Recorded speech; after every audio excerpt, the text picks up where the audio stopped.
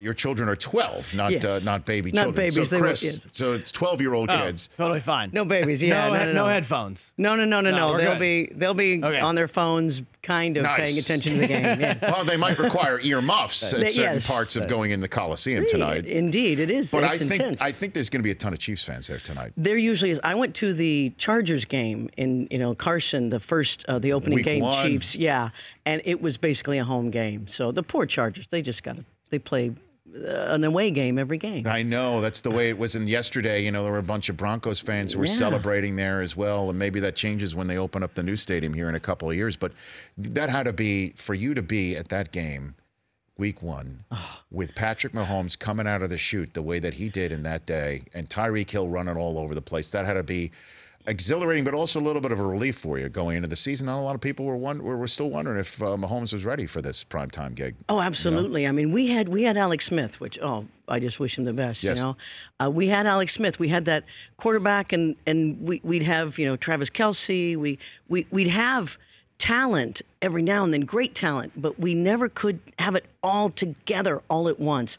That's what this feels like. It feels like, oh my gosh, we've got a quarterback that can throw it all the way down to the fastest Tyreek Hill. We've got that guy that can take Andy Reid's coaching and make it happen. It's that I don't know what to call it. It's just that perfect place that you just feel good about it. You feel like to the last second we have a chance. It just feels different. Yeah. It does feel different with as you said, Alex Smith. It just felt at times that there was a struggle. There was on occasion there would be some droughts and some points challenged moments that would also crop up at the most inopportune moments. And that might not be just on him. It might also have been the rest of the roster. It seems that the roster is just with Sammy Watkins and Travis Kelce now getting to be years down the road, and Kareem Hunt with his second year going at it. It just seems it's all better and clicking right now. It just seems it's all better. That there's not going to be that weird penalty that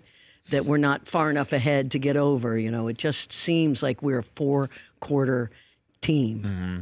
And so how far back does your fandom go? I know you hit that in the television-only segment, but for the larger audience here for the radio. Born and raised in Leavenworth, Kansas. Okay. My father was big into sports. He was a big sports guy. Right. We started in the 60s watching them, in the 64, 65. And when I was a baby, I was remembered. So when I was about 9 or 10, we finally got in the Super Bowl. And when you win the Super Bowl and you're that age and your whole family and neighborhood and city and the whole area goes nuts, you remember that, and it makes you a fan for life.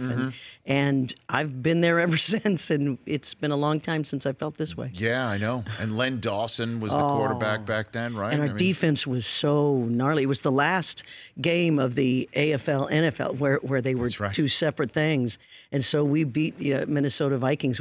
They had not played the AFL defense before, and we just beat the heck out of them. Yeah, that's before Lamar Hunt came up with the term of Super Bowl. Right. He's the one who came up with, let's call this AFL. We got to come up with a new name for this AFL versus NFL thing. Let's call it Super Bowl. The Hunts are just beloved in Kansas City. The Rich Eisen Show, weekdays at noon Eastern on Audience.